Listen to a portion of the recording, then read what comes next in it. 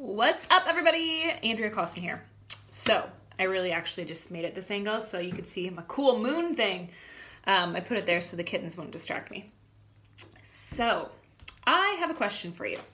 Because this has definitely been something that I have been plagued with in the past. Is every Monday, I feel like I'm starting over again. And what that means is like Monday, Tuesday, maybe halfway through the day on Wednesday, we're like eating perfect. We're working out. We have motivation. And then all of a sudden Wednesday night comes and you're like, okay, I'm starting to lose it, but I'm all right. And then Thursday we're like, a little dicey in the evening. And then by the time Friday comes around, you know, we're at happy hour, we're having pizza. And then Saturday we're grilling, we're having beer, and we're doing all that stuff. And then there goes the window, like right out the window. Our whole plan, everything that we thought we were going to do is out the window by the end of the week. That is something that I find to be super common. And I have many people who are like, how can I break that cycle of just every Monday feeling like I have to start over? So I came up with 3 tips to kind of give you guys. So the first one is a why. And I've said this one before, and I know this one can be super finicky because with your why, if we're not deep enough and if we're not attached to it enough, it means nothing. And I have many people, and myself included, my why kind of ebbs and flows. So one example, like I want to lose 10 pounds. Let's say that's someone's goal. Well, if you want to lose 10 pounds, what is the why behind it? Now, like for me right now in this stage of my life, like I don't have a deep enough why, to be honest. I'm like, I'd rather have my wine than not have my wine because I'm loving the rosé this summer. So that's not a deep enough why for me. I have no why. Like I just am like, if it happens, it happens. If it doesn't, it doesn't. So that's never going to get me there. Now, previously, like back up a couple of years after the birth of my son, my why was like, okay, I really just don't feel like myself anymore. I've just kind of lost the sense of self. My body can't do what it used to be able to do in the gym, and I was frustrated. So my why was a lot deeper. Like I really wanted to feel like myself again. There was a hard tie to what I wanted. So that actually motivated me. That motivated me and kept me going. So most likely, if you're thinking, you know, about those 2 examples, one, yes, there was a why. One, not really. It's just more just like, oh, I would want to. Because how many times do we as women say that? Like, I want to lose 5 pounds. I want to lose 10 pounds. We say it all the time. But do we really? You know, those are the things that I always line up with is if you really want to, we got to start making those habit changes. We really have to start doing some stuff to make those things happen. And most likely we don't really want to. We just, I don't know, out of habit say it. So that's something to look into is what is your why? Is it a health reason? Is it to run around, play with your kids? What is that deep why?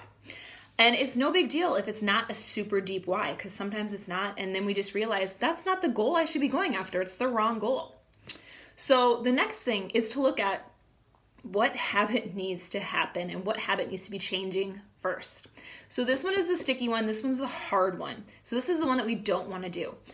Because at the end of the day, we know, like for me, if I really wanted to lose like 10 pounds, I'm going to have to adjust the rosé. I'm probably going to have to cut that out for a month and then see what happens and then go from there. So that would be the habit number 1 that I would need to change in this example.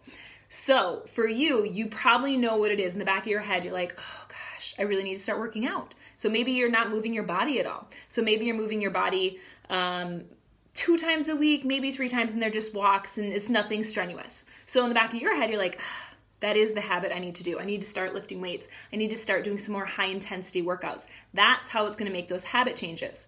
So whatever it is and whatever's pulling at you, usually that's the habit that we need to tackle first, not 20 different habits. So that's the other mistake a lot of people make is we say, okay, I got to do my rosé, then I got to start working out. And then, oh gosh, I probably shouldn't have pizza anymore on Friday nights. And then I should be having this for dinner every night. Oh, I should be doing this fasting thing. And then we try to overhaul like 10 things. It never sticks. We have to stick with one at a time until we master it. And that is how we get that habit formation going. So usually what I have people do is they pick one thing to start with, and then we do it for 4 to 6 weeks. And it can seem like a long time, but that's how we know we make lasting habit changes. So that way every time Monday rolls around, we're not feeling like we're behind the wagon again because you haven't made that a habit change. Because every time that we go, we try to overhaul everything on Monday because that's when our motivation is high. That's when we're feeling like it. And then by the time the next Monday rolls around, we forgot we set that same goal the last week and nothing happened. So just pick one thing and pick that one thing and stick with that until you have it down. So that would be what I would suggest. For one of my favorite, if you're like, I don't really know where to start, what is the best thing? Fitness or nutrition? what I would start with is nutrition. So I honestly would start with nutrition first, and early lighter dinners are they're really golden. So if you can stick to an early lighter dinner and do that 5 days a week, amazing. Like Monday through Friday, or maybe Sunday through Thursday. If those are your early lighter dinners, what that means is you're usually done by 7. Ideally, if you can be, 6. And then if you really want to back it up, you can go up to 4:30 is the earliest I usually suggest, which some people do. It just depends on your schedule. But trying to back that up, like I try to be done by 6. That's like my cutoff time. I try to be eating between 5 and 6.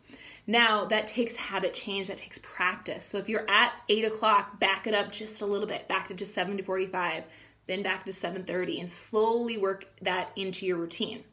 Then the lighter part comes. We want to have a really big lunch and a really light dinner. And what's going to happen is that can also, we notice that we might be starving at night until we get used to this. And it does take time. I will not lie to you. This does take time because it took me a little bit of time. So when I started this, I was like, I'm starving. I'm looking for food after my light dinner. And so I really had to train myself and say, no, I'm going to trust this process. I'm just going to keep going at it. And they say your stomach will adjust. It does. It might take, again, this is why I say the 4 to 6 weeks, stick with one change before you go anything else. It might take that 4 to 6 weeks. Your stomach will adjust and you'll notice, okay, my stomach is smaller now in the evening. So if I have a big meal at night, I don't feel good. Like it does not go well. Like I already know it's not going to sit well. I'm not going to sleep well. I'm going to feel horrible the next day. And usually I just feel that overstuffed feeling if I have too big of a meal. So trying to reverse those, and just the way that we think about it, especially in America, we usually have that big dinner portion. So flip-flop that with a lunch. And that would be honestly the best place to start. And the lighter part, in the summer, salads are great for evening. Soups are great, like a cold soup if you like cold soup. I haven't really enjoyed that, but soups are my favorite. Like fall to winter, that's like all I have in the evening. So whatever you can kind of think of that's nice and light, and that's really what I would take. And sometimes you'll find like now, I don't always even eat dinner at night because if I'm not hungry, I'm not going to force the issue. It means my body is just not hungry. I don't need to eat. And so that's where I would start if you're kind of playing with where do I start? And if you really don't know where to go, I would start there. As far as movement, just incorporate any movement you can, like walking. But the caveat is you want to be a little out of breath. So if you're going to go for a walk, maybe try to up the intensity. So instead of like a leisure pace, I do not like to walk fast. So instead of like a leisure, walking pace, you're like, okay, I got to get a little out of breath, maybe walk with a friend. That always makes me walk faster is when I'm walking with someone else because I'm like, wow, I really am a slow walker because you sort of, you get a little out of breath. That's what we want. That's the intensity that we want to start bringing on a daily basis just to get our heart rate up a little bit. Now, the final one is to plan. So if we don't plan for any of this, it's not going to happen. So literally right now, after you're done watching, I want you to start planning this out. Every week, I actually do my little calendar. I actually love this calendar. It's from meganflatt.com. It's her Mama CEO calendar. But I map everything out that I need to get done. So I have my top 3 things for the day, my schedule, and then on the bottom, I'm writing down what I'm eating. So I know what I'm having for lunch and dinner all week long. Now, I leave room for a little flexibility because sometimes I don't have leftovers. Sometimes I have leftovers for an extra couple days. So leave a little flexibility room in there. So like my quinoa dish, I don't need necessarily any fresh veggies. I can use frozen in that dish. So I'm not going to waste anything at the end of the week. I also know that every Friday night we always have pizza. Like that's just something that I've done since I was growing up, and that's just like, it's a thing. Like Friday comes around, I try to break this habit. Never happens. I just know it's just like ingrained in me that Friday is pizza night. So that's something that I just have planned in there. So little things like that to try to plan in so it becomes as habit and just it's automatic then. Same thing with movement. If you start incorporating, oh, it's 2 o'clock. I know I need to go for a walk, or, oh, it's 6 a.m. Alarm goes off. I'm not going to keep pressing snooze. I'm going to go downstairs. I'm going to do a little workout, even if it's just 10 minutes, like just doing something to move your body. And then you're good for the day. But you have to plan it in. You have to know when you're going to do it, especially when you're starting that new habit. Because if we don't have it planned in, it's not going to happen. And that's when we keep repeating the same thing every week, the same thing on Monday. We're so amazing those first few days, and then we fall off the wagon at the end of the week, and then we feel like, well, I'm already done, and we sabotage our weekend, and then we feel like we need to start over again on Monday. So try to work on that this week. That's my challenge to you guys, is really try to work on that. Figure out what one habit that you can change and how you can incorporate that into your daily routine. Because as soon as you get it more automatic, that's when you add in another habit. So after you get this down for 4 to 6 weeks, add another habit in, and then work on that one. All right, that's what I have for you guys today, and hopefully that really helped, really solidify this habit. That's what I want you guys to do, is start making those small habit changes. Tomorrow, new podcast coming out with Lane Kennedy, and we talk about CBD oil, which I knew nothing about, and I asked probably all not the brightest questions, but I'm not afraid to ask things and sound silly, because I'm like, I'm not really sure what this is. So she answers pretty basic questions probably about it, but if you don't know about it either, this will be a good one for you guys to learn. And it is legal. So it is not the THC, I want to say. See, now I just am losing myself on that. But that's what we chat about tomorrow on the podcast. Anything else? Oh, I do have a retreat coming up too. So that's in October 20th. There are still spots available, and that's in Osceola, Wisconsin. So it's a 1-day retreat, 9 to 5. And if you want more information about that, AndreaClausen.com/retreat. Otherwise, that's what I got for you guys today, and I'll be back later this week. Bye, guys.